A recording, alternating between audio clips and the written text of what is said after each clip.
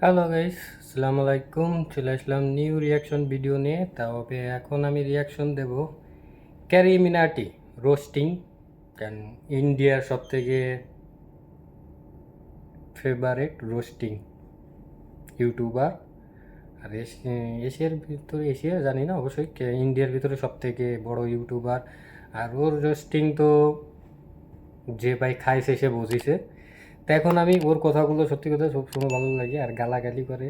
আর তারপরে ওর কথার ভিতরে একটা আছে, ঠিক আছে।